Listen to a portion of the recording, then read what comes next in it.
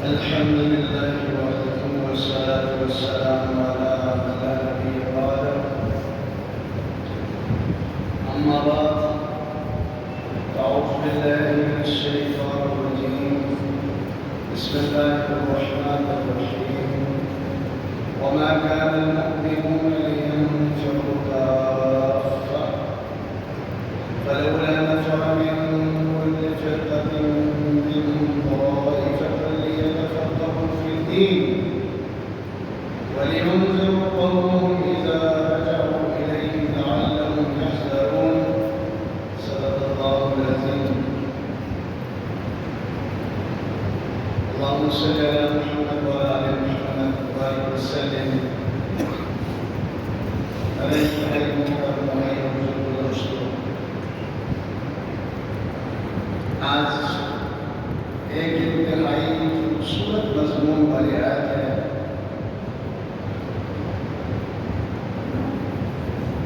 اس آیت کا ترجمہ اور اس کی مختصر تفسیر کریں گے. اللہ تعالیٰ مجھے اور آپ کو عمل کی توفیق عطا فرمائے.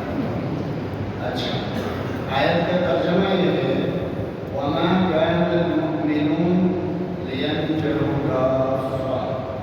یہ مناسب نہیں کہ سارے مسلمان جہاد کے لیے چلے جائیں. فَلَوْلَا نَفَرَ مِنْ كُلِّ فِرْقَةٍ مِنْهُمْ طَائِفَةٌ لِيَتَفَقَّهُوا فِي الدِّينِ.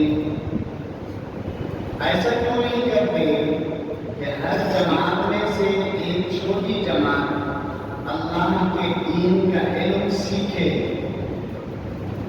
تاکہ دین کی سمجھ حاصل کرے. وَلِيُنذِرُوا قَوْمَهُمْ إِذَا رَجَعُوا إِلَيْهِمْ. اور جب وہ جماعت علم سیکھے اپنی قوم کے پاس جا کر ان کو ڈرائے. لَعَلَّهُمْ يَحْذَرُونَ. تاکہ اس کی قوم والے اللہ کی نافرمانیوں سے بچ جائیں. اس سے پہلے اللہ تعالیٰ نے غزوہ تبوک کا ذکر فرمایا. کئی آیات میں ذکر فرمایا. منافقین بہانہ بنا کر اس سے آپ سسم کے ساتھ گئے اور کچھ مسلمان اپنی سستی کی وجہ سے غفلت اور کمزوری کی وجہ سے نہیں گئے. ان کے توبہ کو بھی اللہ نے قبول کی. پیلے درس کو آپ سمجھ چکے ہیں. لیکن جب ان 3 مسلمانوں سے آپ صلی اللہ علیہ وسلم ناراض ہوئے، صحابہ کرام سے سوشل بائیکاٹ کا حکم دیا. 50 دن تک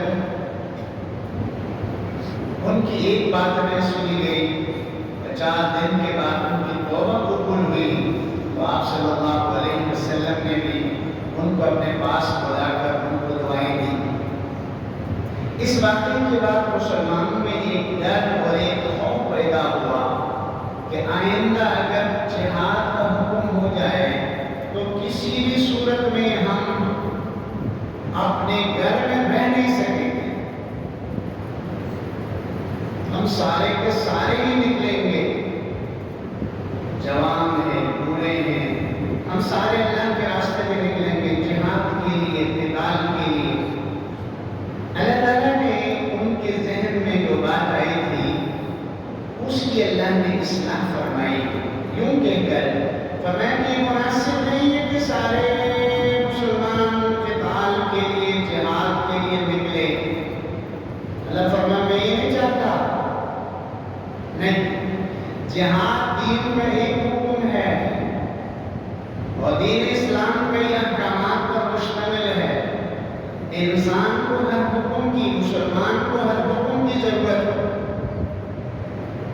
لہذا سارے جہاد کریں گے تو دعوت و تبلیغ کا کام کون کرے گا؟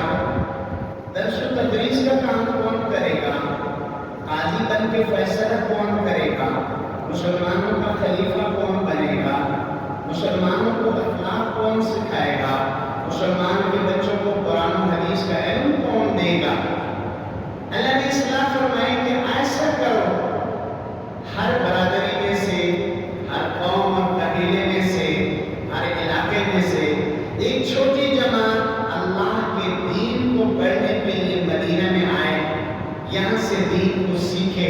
لِيَتَفَقَّهُوا فِي الدِّينِ، دین کو پڑھ کر دین کی سمجھ حاصل کرے۔ دین کی سمجھ کیا ہے؟ دین کی سمجھ آپ اور میں کیا سمجھتے ہیں؟ دین کی سمجھ یہ ہے کہ ہم فرائض کو جان سکیں، نماز فرض ہے، روزہ، زکوٰۃ، حج فرض ہے، پھر نماز کے فرائض ان کو جانیں، پھر جس پر زکوٰۃ فرض ہے زکوٰۃ کے مسائل کو جانیں، جو روزہ رکھتا ہے اس کے مسائل کو جانیں گہرائی تک، اور جو نکاح کرنا چاہتا ہے نکاح کو سمجھے، طلاق کا ارادہ ہے تو طلاق کے مسائل کو سمجھے۔ یہ دین کی سمجھ ہے۔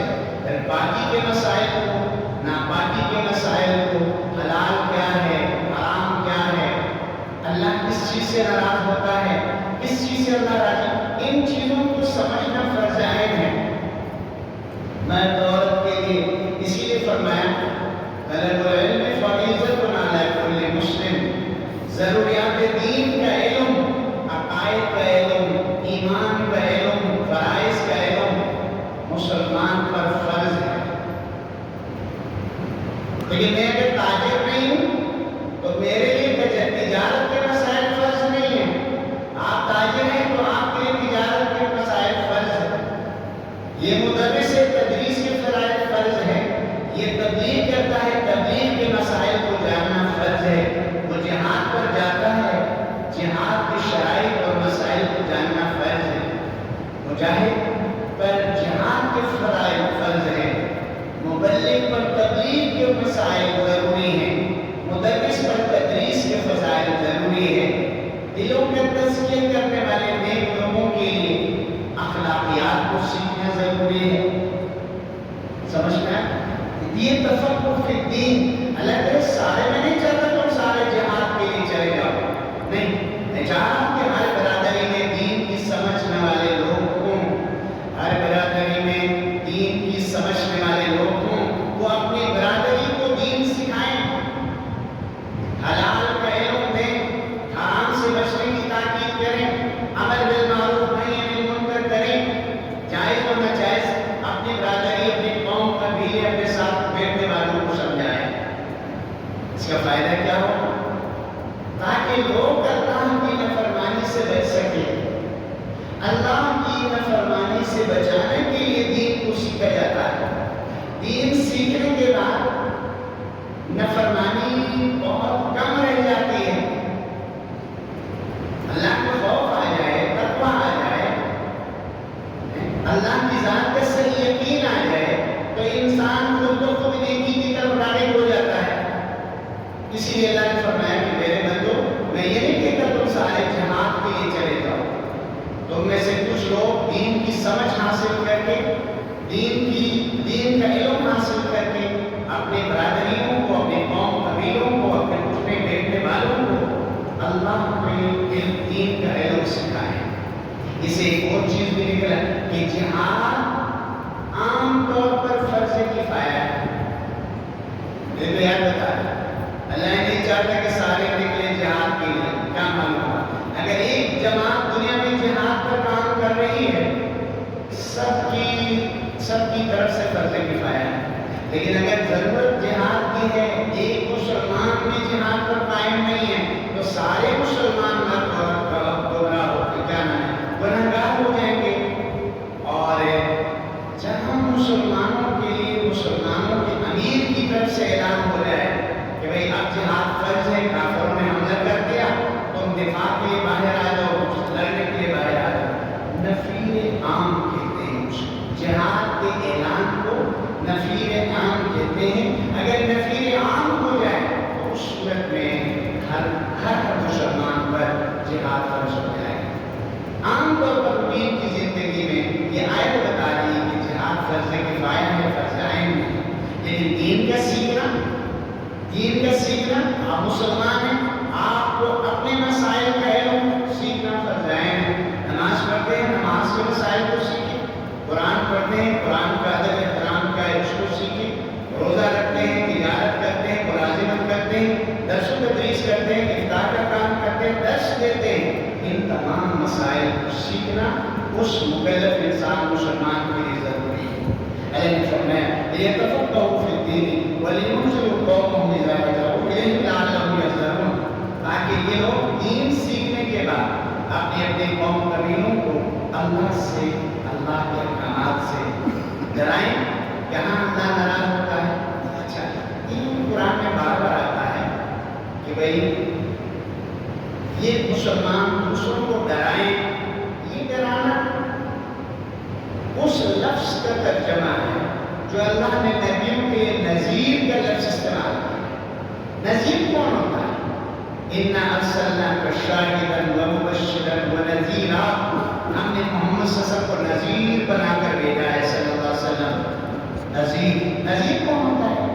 انتہائی ہمدردی، انتہائی پیار اور انتہائی خیر خواہی کے جذبے سے وہ آپ کو دین کی بات بتائے اور آپ کو گناہ سے بچائے، یہ انذار ہے۔ یعنی دعوت دینے والا، تبلیغ کرنے والا، درس دینے والا، واعظ کہنے والا، بیان کرنے والا، آپ تک دین کی بات پہنچنے والا انتہائی آپ کا ہمدرد ہو تو اس کی بات کا اثر ہوتا ہے۔ اگر ہمارا ہمدرد نہ ہو تو اس کے دین کی بات کا اثر کم ہوتا ہے۔ تو کیا ہے؟ دین کا کام ہم کرنے والے ہیں۔ جتنے بھی دوسرا بات ہے، ہمارے دل میں مسلمانوں کی خیر خواہی ہو، انسانوں کی خیر خواہی ہو، ہر ایک کے ساتھ بھلائی کا ارادہ ہو، ہر ایک برائی سے روکنے کا اور بچانے کا دل کا ارادہ ہو، تو ہمارے پاس ہماری نصیحت کارآمد ہوتی ہے۔ اور اللہ نے فرمایا لعلہم یحذرون، جہاد کی وجہ سے بھی، دین کے علم کی وجہ سے بھی میرے بندے گناہ سے بچیں گے۔ اصل چیز کرنے کے لائے سبق کا گناہ سے بچنا کمال ہے۔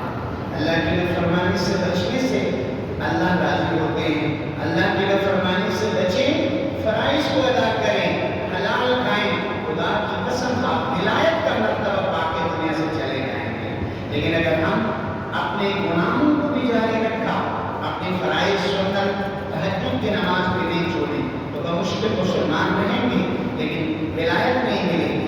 ولایت اللہ کا قرب، اللہ کی رضا اس مسلمان کو اللہ عطا فرمائیں گے جو اللہ کی نافرمانی سے 100% بچاتا ہے۔ اللہ تعالیٰ مجھے اور آپ کو